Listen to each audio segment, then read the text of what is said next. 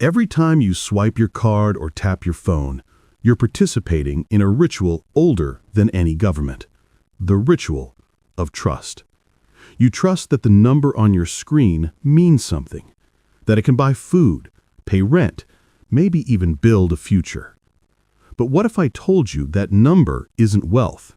It's a promise, and a promise that was never meant to be kept forever.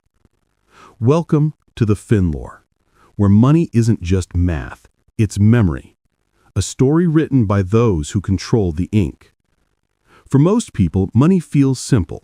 You earn it, you spend it, you save it. But behind the simplicity lies the greatest invention of control humanity has ever created. Debt.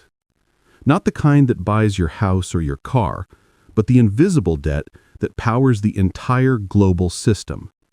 You see, debt was never supposed to be normal. For most of human history, owing someone meant shame, dependence, even slavery. But somewhere along the way, the world flipped the script. Now, debt is a virtue. Governments brag about borrowing. Corporations celebrate leverage. Consumers are rewarded for spending what they don't have. That shift didn't happen by accident. It happened by design. To understand how we got here, you have to go back. Back to when money was real. In the 19th century, money meant metal, gold and silver, finite, physical, and heavy. It was proof of value, not a symbol of it. When you held a gold coin, you held trust in your hand, and that made it difficult for rulers to cheat. If a king went to war, he had to pay in gold. If he ran out, the war stopped. Discipline wasn't a choice, it was a law of nature. But gold had one fatal flaw. You can't print it. And as nations grew, as empires stretched their borders, the hunger for expansion outgrew the weight of metal. So governments did what humans always do when limits appear. They found a shortcut. Paper promises. At first, they were honest. Each note could be exchanged for gold, a claim ticket to something real. But soon, the paper began to multiply faster than the gold behind it. The vaults stayed the same. The promises did not. And just like that, money changed its nature, from a measure of wealth to a tool of power. The 20th century turned that experiment into an empire.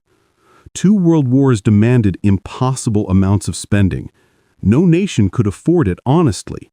So they borrowed from the future. When the dust settled, the world was covered in debt, mountains of it. But rather than paying it back, leaders discovered something extraordinary. If you could control the value of money itself, you never really had to repay anything. Because when $1 tomorrow is worth less than $1 today, debt shrinks in real terms. You owe the same number, but it means less. And that right there was the birth of modern finance. Inflation wasn't a curse anymore.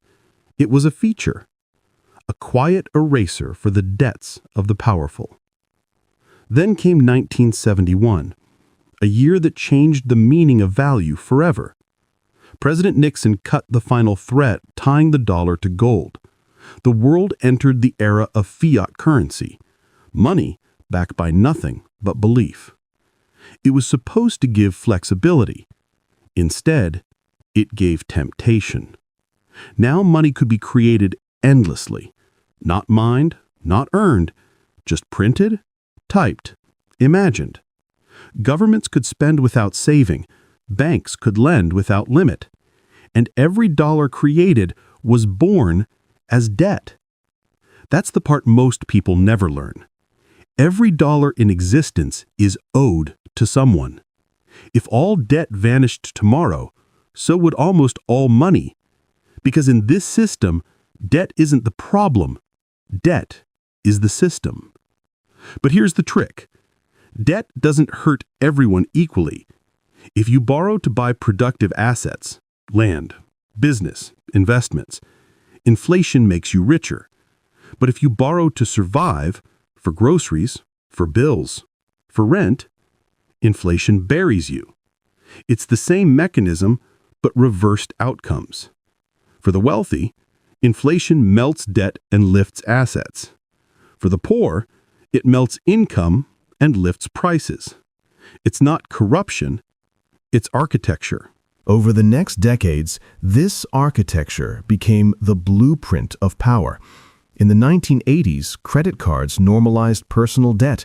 In the 1990s, derivatives multiplied corporate debt. And by the 2000s, mortgage-backed securities turned even your house into collateral for someone else's bet. By 2008, the system cracked. Too much borrowing, too little discipline. The global economy should have collapsed. Instead, it was rescued, not by savings or sacrifice, but by printing. Trillions of new dollars, euros, yen, created with a keystroke. The greatest monetary experiment in history. And who got the first touch of that new money? Banks, hedge funds, corporations, the top of the pyramid. By the time it reached you, through rent, groceries, or gas, its value had already thinned. That pattern even has a name, the Cantillon effect. New money always benefits those closest to its creation. 3 centuries ago, that was the king. Today, it's the central bank. Then came 2020, the year everything stopped. For the first time, governments didn't just print for banks, they printed for people. Checks in the mail, direct deposits, emergency loans. The money flood reached the streets. And for a moment, it felt like power had shifted. But what followed was predictable. Prices exploded. Assets soared. And the wealth gap widened faster than ever.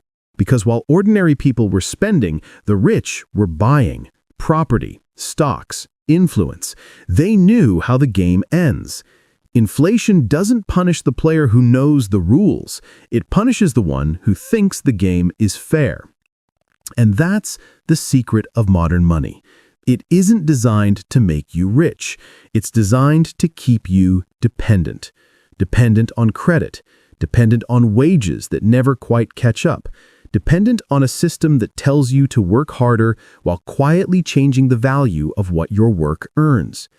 That's why saving feels impossible. Why prices never fall back down. Why every generation says things were cheaper when I was young. They were, because the money was worth more. Every rise in price is a fall in value. But we've been trained to see the world upside down. We celebrate rising home prices, not realizing it means falling affordability. We cheer market growth, not realizing it means currency decay. We call it prosperity, but it's just a slower form of theft. Still, it's not all hopeless, because once you understand the rules, you can stop being a pawn. You can own things that hold value when paper loses it. Skills, land, real assets, productive businesses, even knowledge. Because knowledge, unlike currency, compounds instead of inflating. You can learn to think like those who build systems, not just live in them. To see inflation not as chaos, but as communication. Every price increase whispers a message. The money is changing. Are you? There's a saying among old investors, inflation rewards the impatient until it doesn't. Because when everyone starts chasing returns, when every asset is a bubble, the illusion breaks, confidence fades, and suddenly all that printed wealth tries to fit through the same narrow door of reality.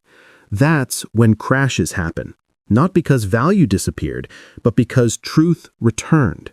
The system always resets itself, sometimes softly through managed inflation, sometimes violently through collapse.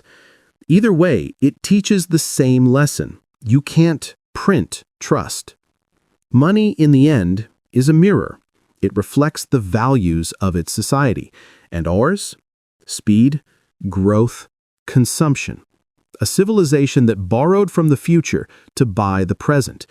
But history whispers another truth. No empire survives on debt forever. Eventually, the bill comes due. So when you hear politicians talk about stimulus or central banks promise soft landings, remember they're not describing economics. They're describing maintenance, keeping the machine running, keeping the illusion alive. Because if the illusion dies, if people stop believing in the system stops existing. So the next time someone tells you debt doesn't matter, remember what they really mean. It doesn't matter to them because they own the assets that rise when your paycheck falls. Debt is their leverage, inflation is their ally, and your belief, your trust, is their most valuable asset. Money didn't lose its meaning. We gave it away, piece by piece, paycheck by paycheck, in exchange for comfort, convenience, and credit. But it's not too late to see through the smoke, to ask questions that history keeps answering. Who creates money? Who gets it first? And who pays the price when it burns? Because once you understand the answers, you stop playing their game and start writing your own. If this gave you a new perspective, hit subscribe. History isn't just about the past, it's a mirror for the future. And I'll show you what's hiding in the reflection.